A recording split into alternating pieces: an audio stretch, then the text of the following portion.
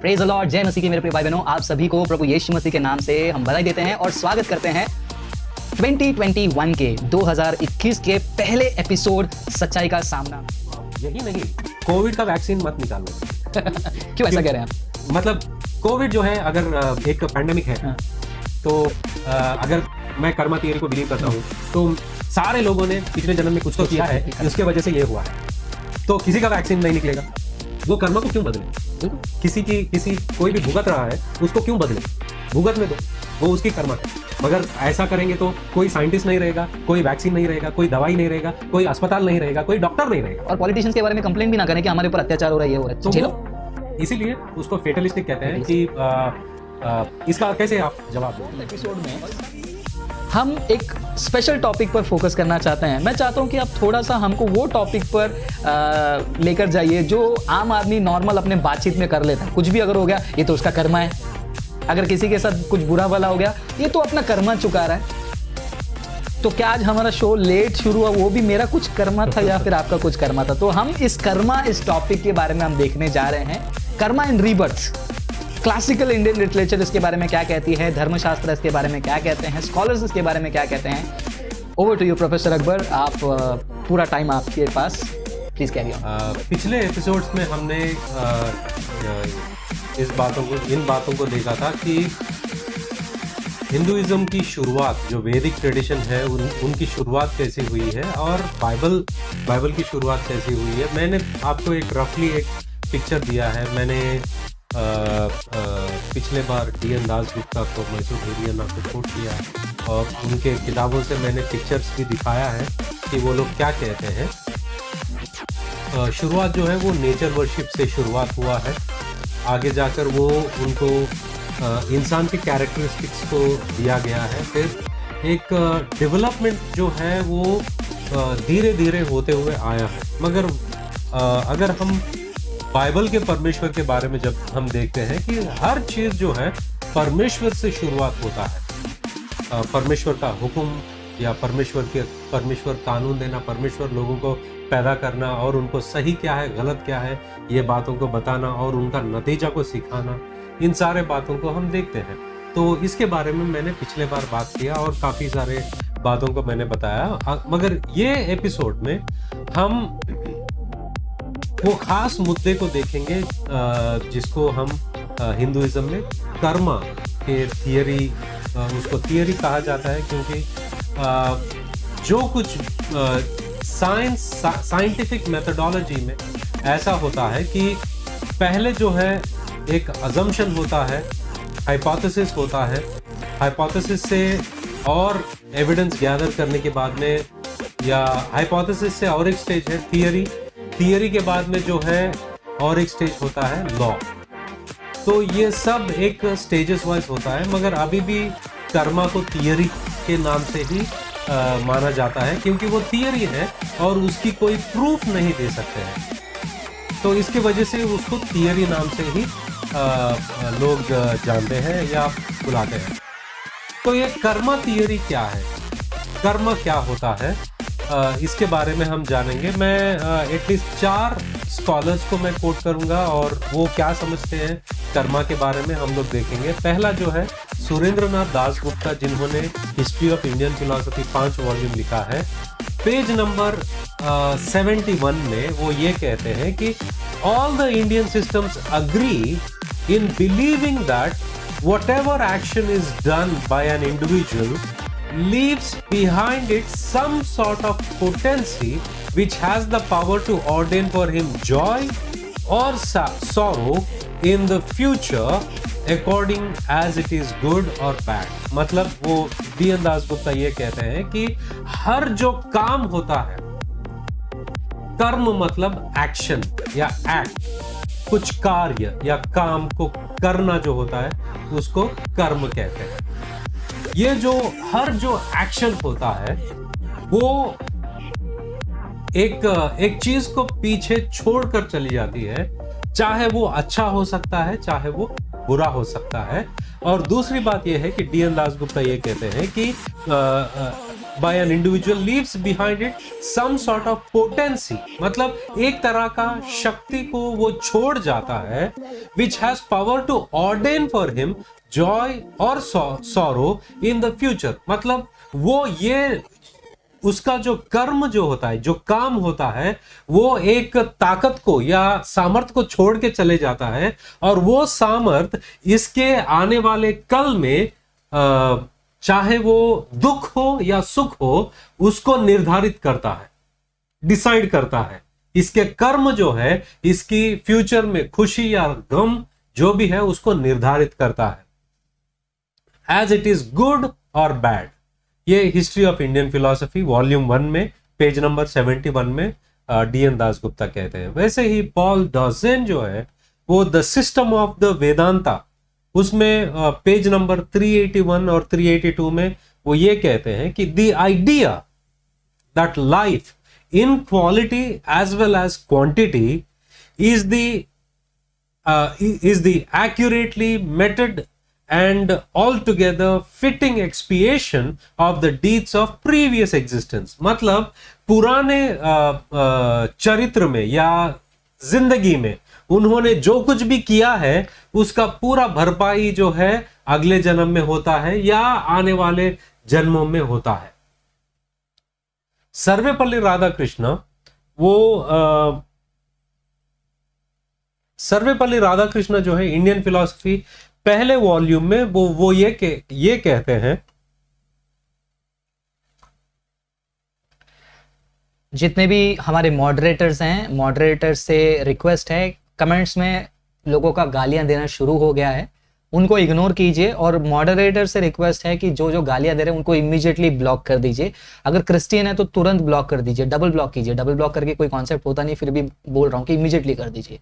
Yes professor. देखो, गाली देना या ये सब करने में कोई फायदा नहीं है।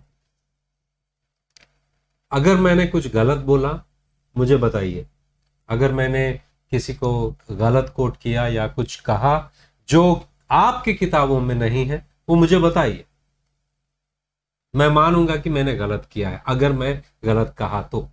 अगर नहीं तो आप भला ही इसमें ये है कि आप सुनो। Sarvepalli Radhakrishna Indian philosophy volume 1 में वो पेज नंबर 246 में कहते हैं कि every deed must produce its natural effect in the world, at the same time it leaves an impression on or forms a tendency in the minds of men, samskara or vasana that inclines us to repeat the deed we have once done। मतलब सर्वेपल्ली राधाकृष्ण ये कहते हैं कि अगर आप एक चीज को कर चुके हैं और उसकी वासना जो होती है और संस्कारा जो होता है, वो बार बार आपको उसी के तरफ खींचती है। जब वो करते हो, उसका फल आपको जो है ये जन्म में, आगे जाके दूसरे जन्म में मिलता है। लास्ट जो कोटेशन है वो सतीश चंद्र चटर्जी है, जो पेज नंबर 74 में फंडामेंटल्स ऑफ हिंदुइज्म, उसमें वो ये कहते हैं कि in its simplest form the law of karma means that all actions good और bad produce their proper consequence in the life of the individual who acts. मतलब जो कुछ भी तुम करते हो, उसका भुगतने का या आनंद उठाने का जो है आपके जिंदगी में ही होएगा, चाहे ये जिंदगी में या आने वाले जिंदगी में हो सकता है। तो इन सारे स्कॉलर्स को जब हम साथ में रखते हैं और ये उनका निष्कर्ष जब हम देखते हैं, वो ये बात पर आता है कि ये जो थियरी ऑफ कर्मा है वो ये है कि जो कुछ भी तुम करते हो, कर्म करते हो या काम करते हो, अच्छा या पुण्य करते हो या पाप करते हो, ये जन्म में या अगले जन्म में, या अगर ये जन्म में तुम कुछ भी तकलीफ उठा रहे हो, वो इस वजह से क्योंकि पिछले जन्म में आपने कुछ ऐसा किया होगा। अगर तुम्हारी जिंदगी में अच्छा हो रहा है, शायद तुम पिछले जन्म में तुमने अच्छा कुछ किया होगा, इसलिए अच्छा हो रहा है। ये एक जनरल कॉन्सेप्ट जो है ये है। इसमें और एक चीज भी आपको याद रखना है। वैदिक ट्रेडिशन, ब्राह्मणिज्म या हिंदुइज्म में, वैदिक ट्रेडिशन में वो ऐसा है कि तुम्हारा जो सोल होता है, सोल मतलब आत्मा जो होता है, वो ये जिस्म को छोड़ता है मरने के बाद, और अगले जन्म में दूसरा चीज में तुम्हारे कर्मों के वजह से वो निर्धारित करता है कि तुम किस तरह या किस रीति से जन्म उठाओगे या जन्म लोगे। महाभारत का कॉन्सेप्ट जब आप देखोगे, उसमें भी लिखा है, वेद में भी वेद में नहीं मगर वेद में पुनर्जन्म के बारे में लिखा नहीं है, मगर पुनर्मृत्यु के बारे में लिखा है। वो भी ऋग्वेद में एक छोटा सा हिंट दिया गया है, जिसके बारे में वेंडी डॉनिजर बात करती हैं। एक किताब है जिसको मैं कोट करना चाहूंगा, अगर आपको एक अच्छा कॉम्प्रिहेंसिव आइडिया अगर आपको चाहिए, वो किताब का नाम है Karma and rebirth in the classical Indian traditions. Karma and rebirth in the classical Indian traditions.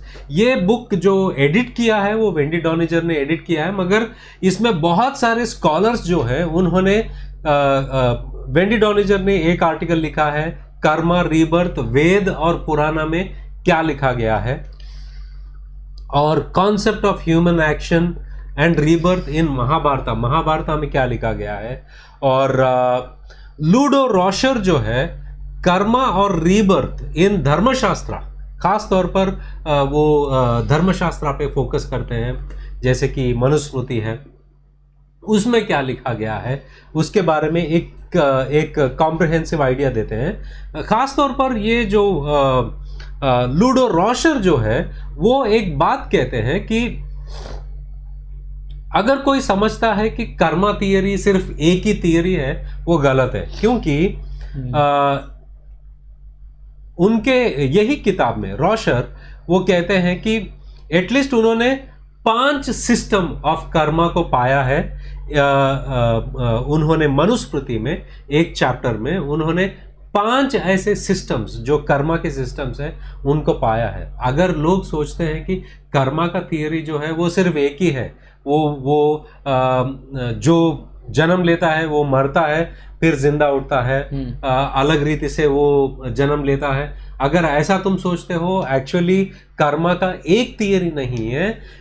वैदिक ट्रेडिशन और हिंदुइज्म में ही काफी सारे कॉन्सेप्ट्स हैं, क्योंकि वेंडी डॉनिजर ये किताब के इंट्रोडक्शन में जो मैंने कोट किया है, वो ये कहते हैं, इंट्रोडक्शन में वो कहते हैं कि हम लोग सब लोग साथ मिलकर बहुत ही तकलीफ से एक डिसीजन, एक नतीजे पर पहुंचा है कि कर्मा ये हो सकता है।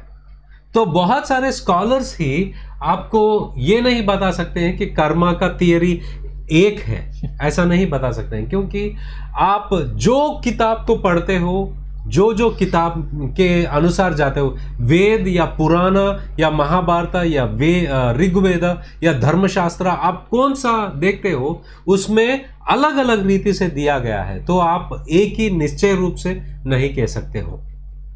मगर ब्रीफली अगर आपको एक दो स्टेटमेंट में चाहिए, वो ये है कि जो कुछ भी तुम करते हो उसका फल इस जिंदगी में या अगले वाले जिंदगी में आपको मिलता है। दूसरी बात, इसमें से कुछ बातें ऐसे हैं जो ऑब्जेक्शंस फिलोसोफर्स ने उठाया है, मैंने नहीं, फिलोसोफर्स ने उठाया है। अगर आप मेरा नाम लेते हो तो मेरा नाम मत लो, क्योंकि मैं जो फिलोसोफर्स स्कॉलर्स कहते हैं वही मैं कहने की कोशिश करता हूं। खास तौर पर कॉल पॉटर ने, उन्होंने एक आर्टिकल लिखा है, कॉल पॉटर ने एक आर्टिकल लिखा है, उसका नाम है how many theories of karma are there. वो आर्टिकल का टाइटल है how many theories of karma are there. तो वो शुरुआत करते हैं, मैंने जिन को कोट किया वो भी उन्हीं लोगों को कोट करते हैं और कहते हैं कि एक्चुअल जनरली जो है कर्मा का आइडियोलॉजी ऐसा देते हैं, मगर ये बहुत ही वेग है। और कर्मा के ऑब्जेक्शंस भी वो लिखते हैं उन्हीं के पेपर में, उन्हीं के आर्टिकल में ऑब्जेक्शंस भी वो लिखते हैं। पहला ऑब्जेक्शन जो ये है कि इट इज फेटलिस्टिक। फेटलिस्टिक मतलब, उन्हीं को कोट कर रहा हूं मैं, that it renders human deliberation and effort inefficacious and thus contributes to the inertia of the Indian peasantry, as well as giving license to irresponsibility and therefore immorality. Fatalism मतलब हर जो चीज है वो ऑलरेडी निर्धारित किया गया है, तो क्या फर्क पड़ता है तुम क्या डिसीजन लोगे, इससे कोई फर्क नहीं पड़ता है, because it is already decided by your previous actions. तो अगर ये जन्म में किसी का रेप हो गया, ये जन्म में किसी का मर्डर हो गया, तो इसको आप सही या गलत नहीं कह सकते हो, क्योंकि उसके जिंदगी में जो हुआ है वो ऑलरेडी पहले से निर्धारित हो गया है. तो ये एक क्रिटिसिज्म है कर्मा के अगेंस्ट में, जिसको फेटलिज्म कहते हैं. तो इसके वजह से तुम किसी को तुम गलत कर रहे हो या तुम सही कर रहे हो ये कोई नहीं कह सकता, क्योंकि वो जो कुछ भी कर रहा है वो निर्धारित किया गया है उसके पिछले जन्म से या पिछले जन्म के कार्य से निर्धारित किया गया है. हाँ, मैं ये नहीं कह रहा हूं, खास तौर पर जैनिज्म में जो कर्मा है उनका एक एडिशनल है, वो ये है कि फेटलिज्म की जरूरत नहीं है. आप अच्छे काम करके आपका जो निर्धारित किया गया जो कर्म है उसको बदल सकते हो. ऐसे भी कुछ थियरीज है, मैं ये नहीं कह रहा हूं कि ये थियरीज नहीं है. दूसरा जो ऑब्जेक्शन वो ये है कि it is also immoral because it is insufficiently sensitive to the human predicament, because it precludes undeserved suffering, because it is a retributive ethical theory and no such theory is acceptable because it gives us too much responsibility. तो यहां पर दूसरा मुद्दा यह है कि हर जो इंसान को जो बाधा होती है, हर जो पेन उसके जिंदगी में होता है, उसका एक्सप्लेनेशन के लिए रेट्रिब्यूटिव एथिकल थियरी, मतलब इसने कुछ गलत किया है इसलिए इसके जिंदगी में यह दुख आया है, तो ये रेट्रिब्यूशन हो गया. रेट्रिब्यूशन मतलब टिट फॉर टैट होता है. टिट फॉर टैट मतलब जैसे का तैसा. हाँ, जैसे का तैसा. तुमने ऐसा किया है, जैसी करनी वैसी भरनी बोलते हैं, वो होता है कि तुमने ऐसा किया है वो भुगत रहे हो, तो तुम्हारा जो दुख लेकर किसी के पास जाकर तुम रो भी नहीं सकते. तो दूसरा ऑब्जेक्शन ये है कि it is insufficiently sensitive to the human predicament because it precludes undeserved suffering, because it is a retributive ethical theory and no such theory is acceptable because it gives us too much responsibility. मतलब हर चीज के लिए तुम ही जिम्मेदार हो, हर चीज के लिए तुम ही जिम्मेदार हो, कोई और नहीं, ऐसा सिखाता है. तो दूसरा ऑब्जेक्शन है कि हर चीज के लिए हम कैसे जिम्मेदार है. दूसरा कोई करता है, दूसरा रेप करता है समझो किसी और पर, क्या उसके लिए वही कारण है? वो औरत या वो लड़की जो है जो ये बाधा को सहा है, क्या उसी की गुनाह है कि वो सह रही है? तो ये इसको एक्सेप्ट नहीं कर सकते. ये दूसरा ऑब्जेक्शन है. बेसिकली अगर आज के लैंग्वेज में कहूँ तो इसको विक्टिम ब्लेमिंग भी कह सकते हैं कि मतलब गलती उसी की है. जैसे कि कहा जाता है कि अभी रिसेंटली जो घटना घटी, तो या फिर कोई भी घटना घटता कहता है कि ये लड़कियां शाम को क्यों घर से बाहर निकली, उनकी गलती है. तो ये कर्मा थियरी भी समवॉट विक्टिम ब्लेमिंग का ही है कि भाई तुम्हारा ही है, तुम्हारी गलती है, तुम्हारी गलती है, तुम्हारी गलती है. कुछ लोग ये कहते हैं कि औरतों का बलात्कार होता है क्योंकि वो टाइट जीन्स पहनकर बाहर निकलती हैं या ऐसे कपड़े लेकर बाहर निकलती हैं, तो उनका प्रॉब्लम है, ऐसा भी वो कहते हैं. कुछ लोग उसको भी ऐसा फ्रेम करने की कोशिश करते हैं. बट द थिंग इज, ये दूसरा ऑब्जेक्शन है. तीसरा जो है, इट इज ईगोइस्टिक. ये तीसरा ऑब्जेक्शन है, to force men to turn inward and predicate their lives on a selfish desire for their own improvement and eventual release with no attention to their fellow man, true charity, real love for others becoming irrelevant. मतलब एक इंसान अपने ही छुटकारे के लिए सब कुछ कर रहा है तो ये ईगोइस्टिक हो गया। मतलब तुम सिर्फ इसी मतलब से कर रहे हो क्योंकि तुम छुटकारा पाना चाहते हो। मतलब दूसरों को मदद तुम इसलिए कर रहे हो, इसलिए नहीं कि वो तकलीफ में है, मगर इसलिए तुम कर रहे हो क्योंकि तुमको छुटकारा हासिल करना है। तो ये सेल्फिश और ईगोइस्टिक हो गया है। तो ये तीसरा ऑब्जेक्शन है। तुम अच्छा करने के लिए तुम्हारे अंदर मन नहीं है, मगर तुम अच्छा इसलिए कर रहे हो ताकि तुम छुटकारा पाओ। ये कर्मा का जो लाइफ साइकिल है उसमें से फ्री होने के लिए तुम सेल्फिशली एक्ट कर रहे हो। ये तीसरा ऑब्जेक्शन है। चौथा जो है, इट इज अनरियलिस्टिक। ये चौथा ऑब्जेक्शन जो है, leaving aside the point that is it is unverifiable. मतलब ये कर्मा थियरी जो है इसकी जांच पड़ताल नहीं किया जा सकता है। कोई भी जो है पुराने जन्म में जाकर सबूतें ढूंढ कर नहीं ला सकता है या उसको साबित नहीं कर सकता है। इट इज अनवेरिफाइबल, मतलब इसको कोई सबूत के तौर पर स्थापित नहीं किया जा सकता है। मगर इसको अगर हम बाजू भी रख रहे हैं, the theory can only hope to explain events by invoking God और fate, since a simple connecting of actions with results cannot possibly succeed given the complexity of nature, especially human nature। मतलब तुम हर चीज के लिए एक fatalistic approach नहीं दे सकते हो क्योंकि ये तुम्हारे जिंदगी में ऑलरेडी निर्धारित किया गया है और इसलिए ऐसा हुआ है। तो मनुष्य का स्वभाव कहां पर आता है यहां पर? क्या उसका स्वभाव बदला जा सकता है? नहीं बदला जा सकता है। क्या उसका स्वभाव फिक्स्ड है? तो इसके ऊपर भी एक ऑब्जेक्शन है कि अगर ऐसा है तो इंसान अपने आप को बदलने की कोशिश ही नहीं करेगा।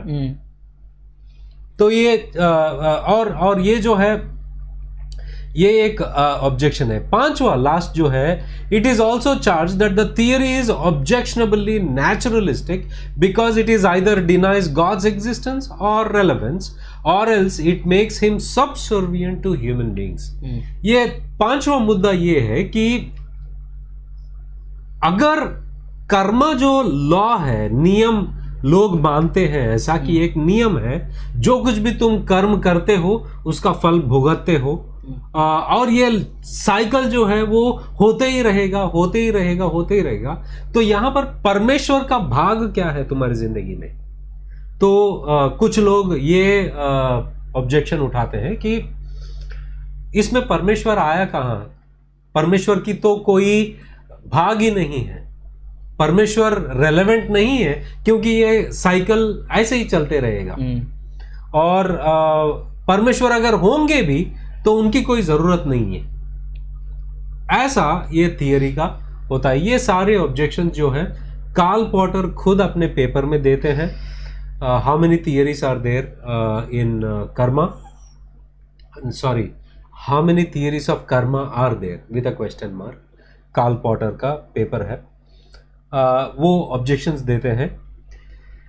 अब बात है कि ये हम लोग ब्राह्मणिकल या हिंदू ट्रेडिशन में देख रहे हैं, मगर जैना ट्रेडिशन में कर्मा अलग है, बुद्धिज्म के ट्रेडिशन में कर्मा अलग है। बुद्धिज्म में क्या है कि अनात्मवाद, मतलब सोल नहीं होता है, आत्मा नहीं होती है। अगर आत्मा नहीं होती है, परमेश्वर भी नहीं होता है, जो महान आत्मा है वो भी नहीं होते हैं। जो कुछ भी तुम करते हो, मगर बुद्धिज्म में कर्मा थियरी है, मतलब परमेश्वर को ना मानते हुए भी और सोल ट्रांसमाइग्रेशन का कॉन्सेप्ट ना होते हुए भी या सोल नाम की चीज ना होते हुए भी वो लोग कर्मा को मानते हैं। मगर कर्मा को कैसा सस्टेन करोगे फिर? उन लोगों का विश्वास ये है कि ये जो जिंदगी में जो कुछ भी तुम कर्म करते हो या काम करते हो वो दूसरे जिंदगी को पैदा करता है, दूसरा जिंदगी को पैदा करता है। मतलब आत्मा ट्रांसफर नहीं होता है, ये वैदिक कॉन्सेप्ट है। मगर बुद्धिज्म में ऐसा है कि वो अक्सर मैं ये उदाहरण देता हूं, शायद मैंने पहले भी दे चुका हूं, कैंडल का जो उदाहरण देता हूं। जब हम लोग कैंडल को लाइट करते हैं, वो जो रोशनी जो आग जलता है, जब कैंडल सब गलने के बाद में लास्ट में आता है और वहां पर आग जलते रहेगी, क्या पहला आग जो था और वो लास्ट आग जो है क्या वो सेम है? काफी लोग, हम सब कहते हैं कि हाँ वही आग कंटिन्यू हो रहा था, मगर बुद्धिज्म में वो लोग कहते हैं कि नहीं, पहला आग जो लग गया था वो बुझते बुझते दूसरे आग को पैदा किया, वो बूझते हुए दूसरे आग को पैदा किया, दूसरे आग को पैदा किया। वैसा पैदा करते करते जो आग आखिर में है वो आग पहले आग जैसा नहीं है, मगर पहला आग दूसरे को, दूसरा आग दूसरे को पैदा किया है। तो कर्मा थियरी जो है बुद्धिज्म में ऐसा समझा जाता है, मतलब एक ही आत्मा दूसरे शरीरों को बदलना ये कॉन्सेप्ट नहीं है, मगर एक जीवन दूसरा जीवन को पैदा करता है, ये उनका कॉन्सेप्ट है। तो कर्म जैना में अलग है, जैना फिलॉसफी में, जैनिज्म में कर्मा थियरी अलग है। उनका जो है आत्मा और शरीर जो होता है, आत्मा जो है वो प्योर होता है, जिसको जैना फिलॉसफी में जीवा कहते हैं, वो प्योर होता है, वो निष्कलंक होता है। मगर जैसे जैसे कर्म के वजह से ये जो मैटर जो होता है, मतलब जिस्म जो होता है या मेटीरियलिस्टिक वर्ल्ड होता है, उसको बंधन में रख देते हैं।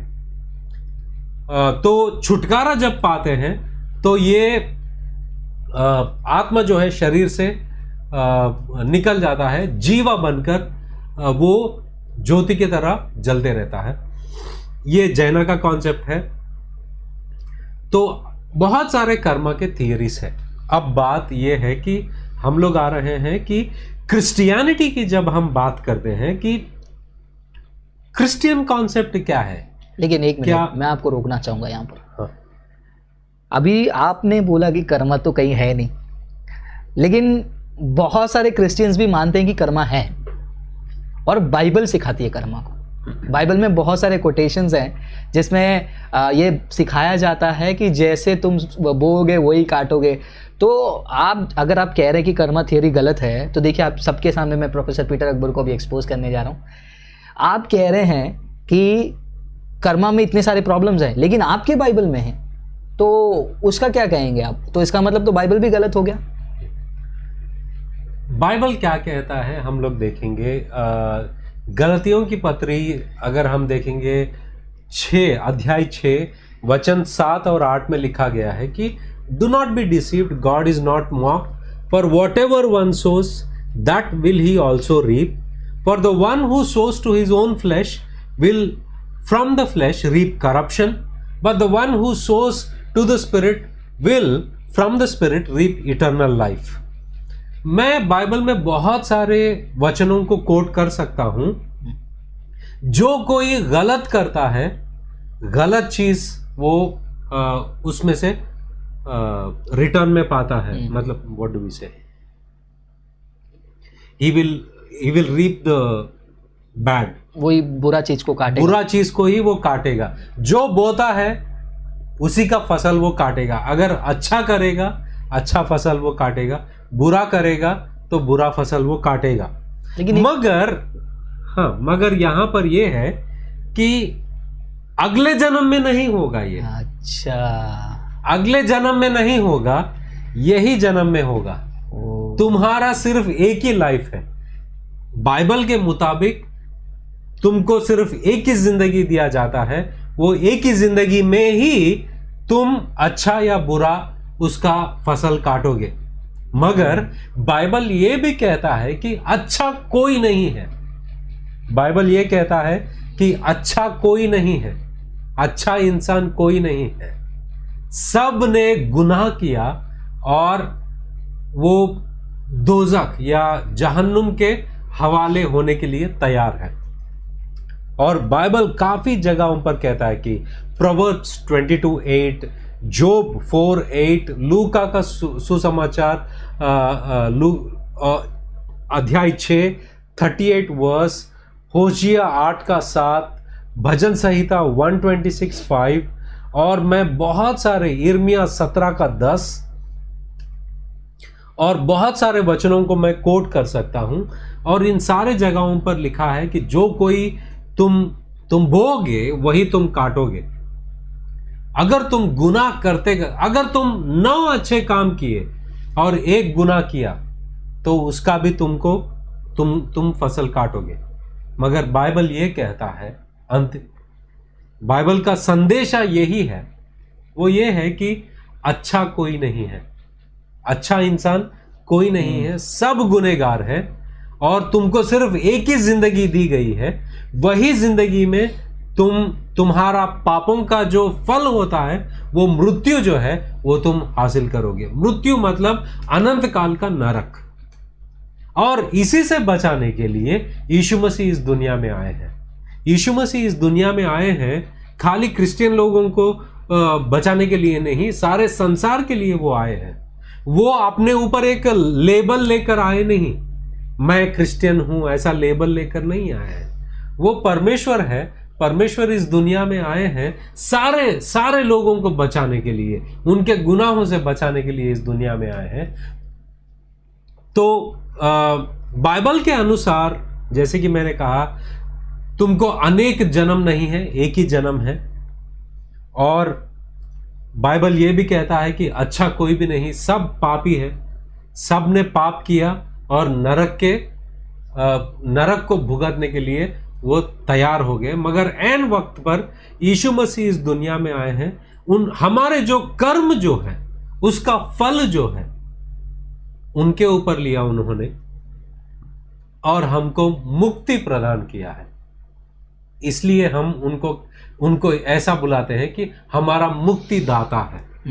हमको उन्होंने मुक्ति दिया है, हमको उन्होंने जीवन दिया है, हमको उन्होंने अनंत काल का जीवन दिया है। नरक नहीं मगर जीवन दिया है, अनंत काल का जीवन। तो बाइबल यही कहता है कि पापों को, हम सब पापी हैं और पापों में मरे हुए लोगों को बचाने के लिए यीशु मसीह आया है। हाँ, ये आप पर है कि क्या यीशु मसीह को मुक्तिदाता के नाते आप स्वीकार कर रहे हो या नहीं कर रहे हो, ये आप पर है। अगर आपको कर्मा थियरी में विश्वास करना है, ये आपकी मर्जी है, ये आपकी मर्जी है, आप विश्वास कर सकते हो। मगर यहां पर यीशु मसीह जो हमारे लिए मुक्तिदाता बनकर इस दुनिया में आए हैं, वो एक सॉल्यूशन है जो हमारे लिए वहां पर यहां पर लेकर आए हैं। कुछ लोग, कोरिन्थी की कलीसिया में बाइबल में लिखा है कि कुछ लोग शक कर रहे थे कि क्या हम लोग मरने के बाद में दोबारा उठाए जाएंगे, क्या हमारा पुनरुत्थान होगा। तो ये शक कर रहे थे ये लोग।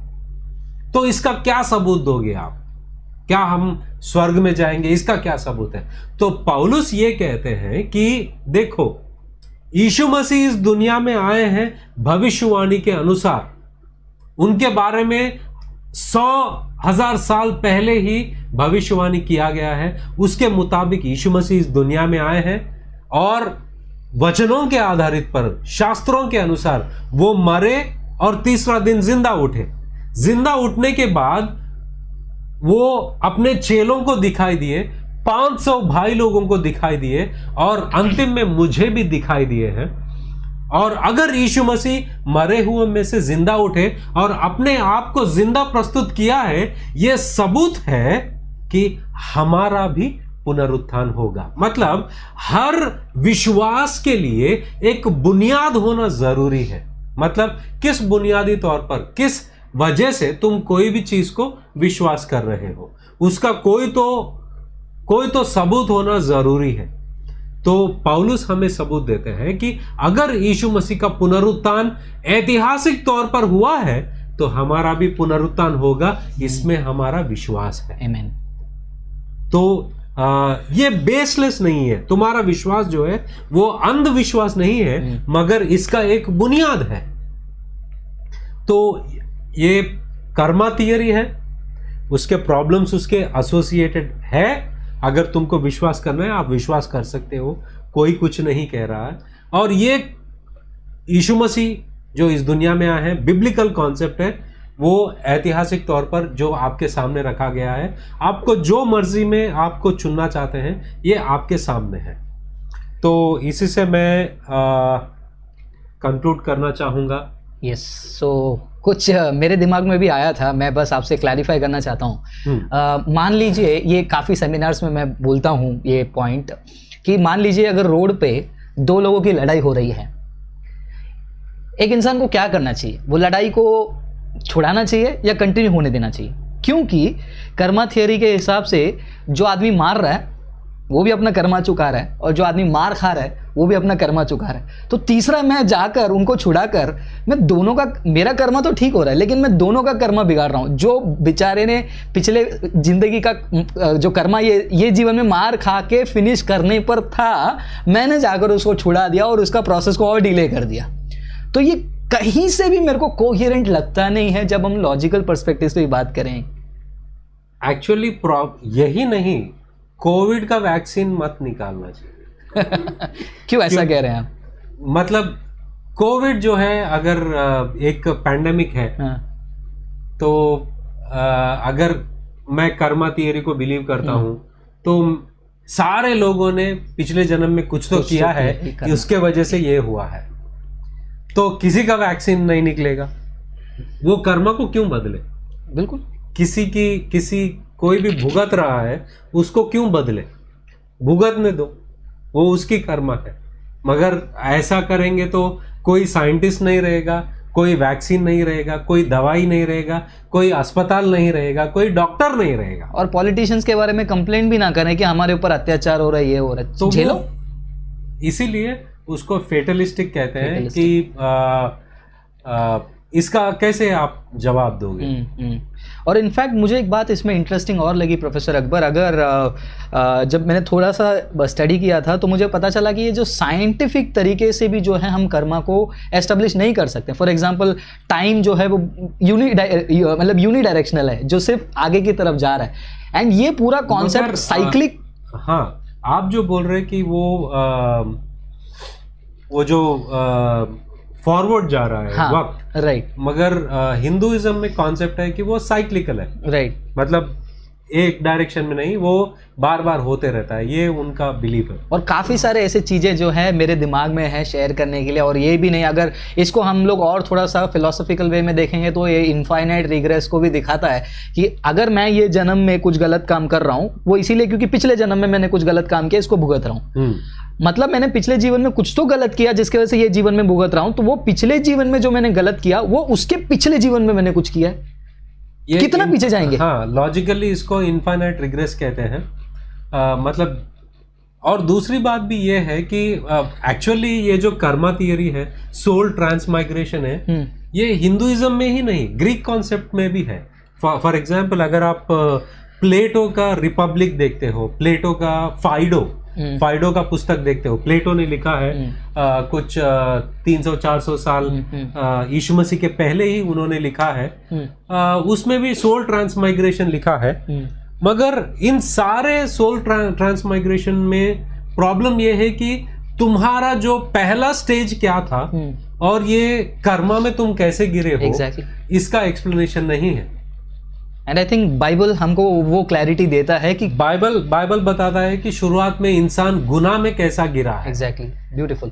जो पहला गुनाह कैसा आया है और वो गुनहगार कैसा बना है, बाइबल उसका एक्सप्लेनेशन देती है। और हमारे अंदर गुनाह करने का जो इच्छा जो है या चाहत जो है वो कहाँ से आया, वो उसका भी बाइबल एक्सप्लेनेशन देता है। और जैसे कुछ लोग, जब मैंने ये पॉइंट रखा कुछ वीडियोस में, तो कुछ लोग कह रहे हैं कि हम अपने कर्मा को सुधारने के लिए भगवान से पूजा पाठ करते ताकि खुदा हमें मदद करे। ये कौन से टेक्स्ट में इन लोगों ने पढ़ा पता नहीं, लेकिन वो शायद से अपना, जैसे आपने एक फेवरेट शब्द इवनिंग को कहा था, मैं भूल गया, कि रिफॉर्म्ड हिंदुइज्म को आज लोग लेकर आ रहे हैं। तो लोग जो है, अब देखो कि आजकल क्या हो रहा है, हिंदुइज्म को नया हिंदुइज्म खुद ही लोग तैयार कर रहे हैं, अपना खुद का हिंदुइज्म बना रहे हैं। शास्त्रों में क्या है, जैसा है वैसा बिलीव करना, वो क्लासिकल ट्रेडिशन था एक जमाने में। मगर आज के जमाने में क्या है, इन लोगों को देखकर अपनी थियरी को बदलना, दूसरों को देखकर थियरी को बदलना, ये बहुत हो रहा ज्यादा हो रहा है। और इनफैक्ट मैं आर्य समाज का अगर शुरुआत के बारे में भी देखूंगा, जो मोनोथीइज्म का जो पुश आर्य समाज लेकर आया है, और वो हिस्ट्री गवाह है कि वो push because of Islamic and Christian monotheism की वजह से ही वो पुश भी जो है देखने मिला है। बाद में वो उसको रेवोल्यूशनाइज करके कि नहीं कोटि का मतलब टाइप होता है, ये नहीं होता है, विच मेनी पीपल डिसएग्री। और लास्ट चीज जो है मैं यहाँ पर कहकर कंटिन्यू फिनिश करना चाहूंगा। प्रोफेसर अकबर ने बहुत ही ब्यूटीफुल तरीके से कहा किस प्रकार यीशु मसीह हमें अब्दी जिंदगी अनंत काल के जीवन दे सकता है, क्योंकि अगर इस रूल्स एंड रेगुलेशंस थियरी के अधीन अगर कोई है वो आपको छुड़ा नहीं सकता है। ये अपने मन से मैं नहीं कह रहा हूं, in fact Hindu gods and goddesses वो भी कर्मा के अधीन है। जैसे कि मैं एक रेफरेंस आपको दे सकता हूं, काफी सारे रेफरेंस हैं मेरे पास श्रीमद, क्योंकि हाँ ये जो बात आपने बताया कि even they come under this law. Exactly. So एक रेफरेंस मैं आपको देना चाहूंगा, श्रीमद देवी भगवतम। अगर आप मेरे बातों को भरोसा नहीं करते, ऑनलाइन फ्री में अवेलेबल है, जाकर डाउनलोड कीजिए। इनफैक्ट कुछ देवी भगवतम के ट्रांसलेशंस सही नहीं है कहते, लेकिन मैं और मेरे एक ब्रदर जो है हम वाकई में बुक स्टोर्स में गए थे, हमने कुछ चीज़ों को वेरीफाई किया हिंदू बुक स्टोर्स में जाकर, और कुछ बातें हमको वैसे ही मिली जो हम आपको कॉन्फिडेंटली प्रेजेंट कर रहे हैं। श्रीमद देवी भगवतम में अगर आप जाते हैं बुक नंबर 6 चैप्टर नंबर 10 में, वहां पर जो है स्वामी विजयानंदा का ट्रांसलेशन में लिखा है, देखिए वहां पर पढ़ सकते हैं, karma gets exhausted then no more birth takes place, there is no doubt in this. कोई डाउट नहीं है इसमें, कर्मा के ऊपर जो बात हो रही है। Brahma, Vishnu, Rudra, Indra and the other devas, the danavas, yakshas, gandharvas, all are under the control of this karma. लेकिन यीशु मसीह आपको कह रहे हैं कि बोझ से दबे हुए लोगों, अपना बोझ मेरे पास लेकर आओ, मैं तुम्हें आजाद करूंगा। अगर कोई गड्ढे में मैं पड़ा हूं, हम दोनों पड़े हैं, तो हम एक दूसरे को बाहर नहीं निकाल पाएंगे।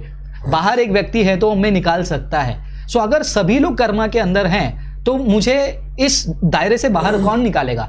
ये एग्जिस्टेंशियल क्वेश्चन जो है हमें बहुत ही जरूरी है अपने आप से पूछना। जस्ट बिकॉज मुझे अच्छा लगा, जस्ट बिकॉज ये मेरी मान्यता है, उसके पीछे जाना जरूरी नहीं है।